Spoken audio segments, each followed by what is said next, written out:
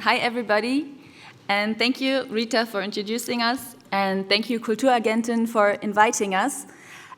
We are really happy and excited to be here today and at the next Culture Symposium, and to discuss with you together nothing more and nothing less than the question of how can we change the world. So, I mean, the reason why we are here is that we all agree that some things need to be changed in order the world to be more fair, to be more inclusive, to be more sustainable. And yeah, the question is like, where do we start with this? How can we identify which things need to change? How do we want the future to look like? And once we are able to imagine that future world, how can we actually start with practical change? These are all very big questions to which there's of course no simple solution, no single answer. But we should not let this discourage us. We know that positive change is possible if we look back, as you have already said, like 100 years back, 50 years back, or just even 10 years back, 30 years back, due to people's hard work and activism, many things have changed for the better, but still there is a lot of work to be done. And yeah, this is why we are here. This is why we are here today, and to find out what our role can be and to find out what we can do. And yeah, this makes us hopeful. And as you said, we speak in English today, but we have, as you can see, some keynotes in German. Yes, so myself and Anna, we are here because we want to talk about something that we think at least is part of the solution to how we can create a better world, and that is the concept of unlearning. I mean, obviously, we're so convinced that we named our collective after it, so we really believe in this concept. Yeah, and as Rita already said a little bit, like in our work, our main goal or objective is to look at like structures of discrimination and inequality that are upheld and reproduced through like everyday knowledge and practices, so not necessarily always like the most extreme forms of violence and discrimination that we see, but the forms that are just part of our everyday life and that we also, in different ways, knowingly or unknowingly often, also like reproduce through actions and beliefs. So to kind of tackle these issues, we talk about the concept of unlearning, and it seems maybe like a bit like, what is it really? Because I think we're often told, we have to learn new things. It's rarely that we're told, hey, you actually have to unlearn something. So what does it really mean to unlearn? Yeah, to start with that, we have to have a look on what we already know, so on what we have been taught. Because as we go through life, we consume a lot of knowledge. It's like everywhere. We consume knowledge through formal education in school, but also with friends, with family, in TV, social media, in games, and so on and so on. So the knowledge is just out there, and we pick it up on our way. Some things we forget, but some things we store in body and mind, and it becomes part of us. But how often do we really stop and question how that knowledge came to be? So who produced it? Who decided what is important to learn? For example, who wrote the school books? we use in school, what movies are promoted, what kind of information gets pushed in social media. Like, to put it the other way around, the question we have to ask is, what are we not taught, and what knowledge is less available? What stories are we not exposed to? Yeah, and I think, Erklär mir mal also already raised this question and talked about it, that historically and still today there are certain perspectives, certain stories, experiences that dominate in the knowledge that we learn, and because of that it's so normalized to us, it seems just natural and also neutral, even though there are like a few voices and a few perspectives that dominate, and still today the knowledge is kind of like the perspectives of men, of white people, of able-bodied people, cis people, and through this knowledge we create this frame, and within this frame is the things we pull on to make sense of ourselves and also the world around us, and it's the knowledge we pull on when we make a decision. We kind of have this frame and we pull from it, and so how we think and how we act is shaped by it. And then you have all the other experiences that are placed outside of this frame, and we think of them as less important, that they're not important for all of us to hear about, that they're minor, and they're other. This also shapes not only like what we know, but how we build the world around us. Exactly, and to unlearn exactly that hierarchy of knowledge, which Kine just explained, is important to all of us, is important to everybody, regardless of the social positions we take within this frame. So regardless if we are represented in that normalized knowledge or if we're not. For example, if we do not find our perspective represented, we are left to view ourselves through the eyes of the dominant other, and that is harmful and hurtful. So to illustrate that, we brought a quote from James Baldwin. I will read it out in English. "It took many years of vomiting up all the filth I'd been taught about myself and half believed before I was able to work on the earth as though I had a right to be here."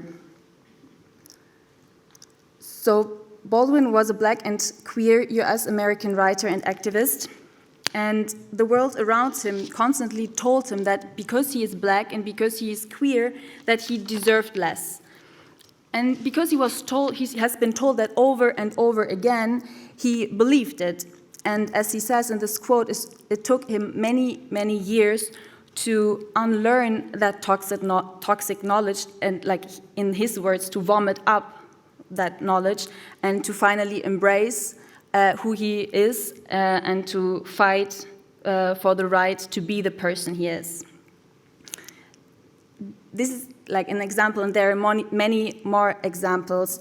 For me personally, I can speak as, from the perspective as a woman that I'm constantly struggling with the norms which dictate how a woman should be and how a woman should behave, whom she should love, and so on, how she should look like. And so I have also put myself into situations which I was uncomfortable with because I was told that's just the way it is, it should be. Yeah, and at the same time, when we experience discrimination, and it's not also, the burden does not lie on our shoulders to fix a system that's broken, because in the end there's just so much you can do as well, because the barriers you face, it's not only in the knowledge, I mean they're physical, as we saw like also previously, also in the first presentation, when you dare to stand up, you might also face violence and harassment. So that's why it's so important to all of us to unlearn these kind of narratives, especially also when we ourselves benefit from them. Speaking, for example, in my position as a white woman, for example, from the quote from Baldwin, I mean, he can, as a black person, you can only like do so much because the barriers you face, they're still there. Discrimination, the narratives that try to keep you down, they're still there. And I was thinking about it like a lot last month because it was Halloween, and every year there is this discussion again of like what is okay to dress up as during Halloween, like what kind of costumes can we use and like what's not okay. And it seems like this discussion keeps coming up again and again because, and now I will say we, and then I speak for other people in a position of me as a white person, have a history of dressing up, for example, as in stereotypical indigenous costumes or wearing blackface and things like that. And for so long, the people who are harmed by this have said like that it's not okay, that it causes harm. And again, like many of us have chosen not to listen. And this shows kind of when we bring down and we try to silence narratives of people that are discriminated against, but then we choose to make them visible when it suits us, and often in stereotypical ways, for example, through these costumes. And when we are called out on it, our first reaction is often like, hey, it's just for fun, like I didn't mean any harm with it. And this is an important narrative to unlearn, for example, because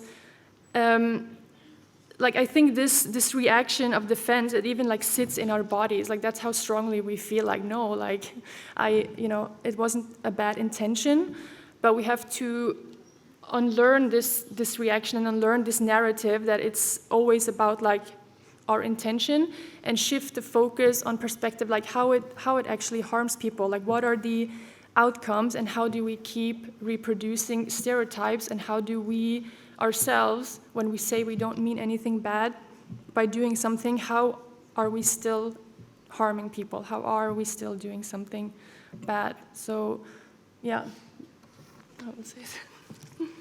That was a lot. Now, maybe it was a bit overwhelming, or maybe it was nothing new for you at all. What I can say is that the task of unlearning is or can be overwhelming, because if you start once to look at that, you don't know like where to start. It's like so much to be unlearned out there. And after all, it's not something we do by accident. So it's not like we forget something, but it's rather the active choice to unlearn, the active choice to question the knowledge that we long have been taken for granted. And it's about doing this over and over again, and about, as Kine said, about realizing and acknowledging how that knowledge led to actions and to harmful actions. So unlearning, in like how we understand it, is also about choosing to listen to others, and yeah, as I said, doing that even if it's uncomfortable for us. And what I can say is that in the end, it is worth it.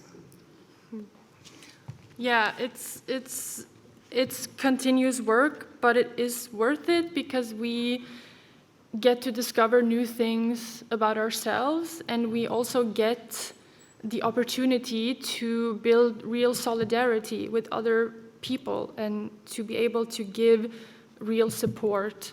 So I think that's why it's definitely worth it. Yeah, I mean, maybe, it's a lot, it sounds a bit abstract. We wanted to share a little bit about how we work as a collective, because we try to incorporate this into our work when we do workshops and when we work with others, but we also try to think about this a lot when we work among ourselves within our collective, because in the end we are also always constantly unlearning, relearning. So we think a lot about how can we communicate with each other and like support each other through this process.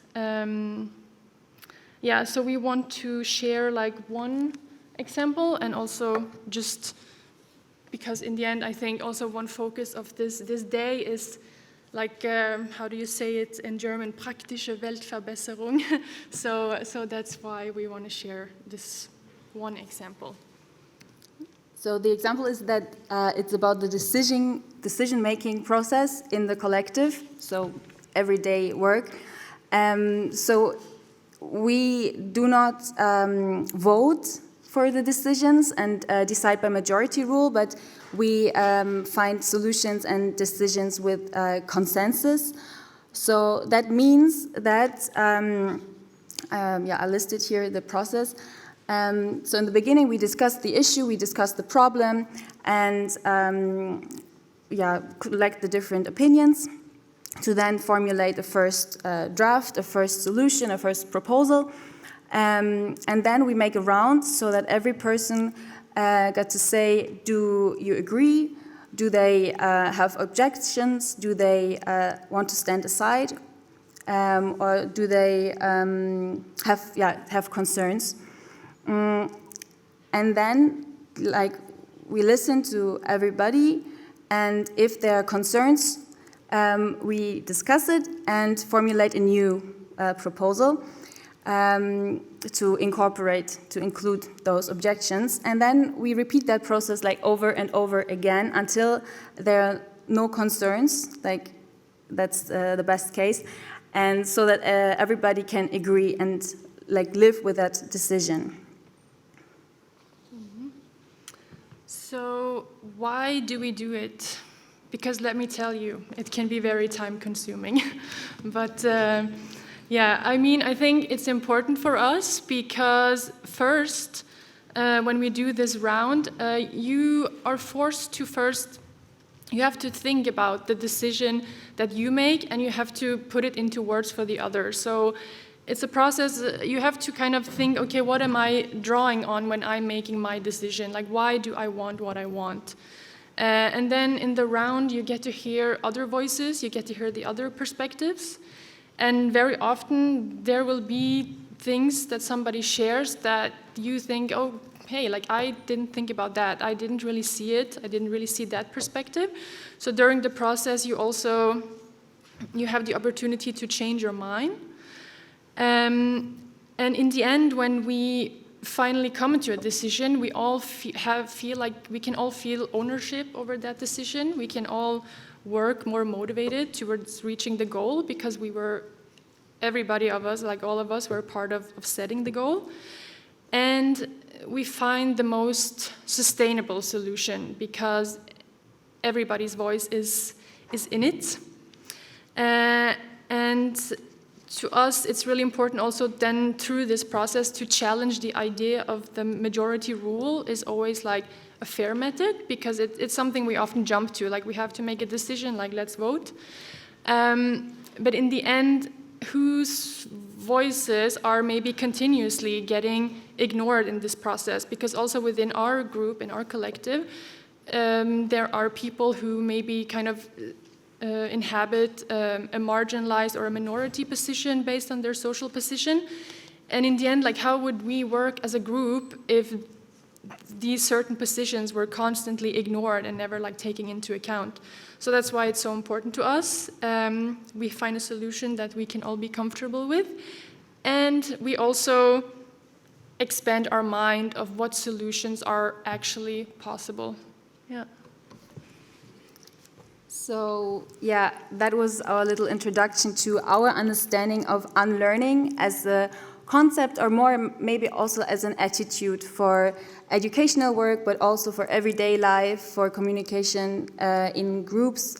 And we hope that you could take something from it, something to think about further. And we are actually happy that we later on today have the chance to work a bit more and in the workshop on gender norms and gender, and to discuss with you about that and to see like what we can unlearn together. So thank you.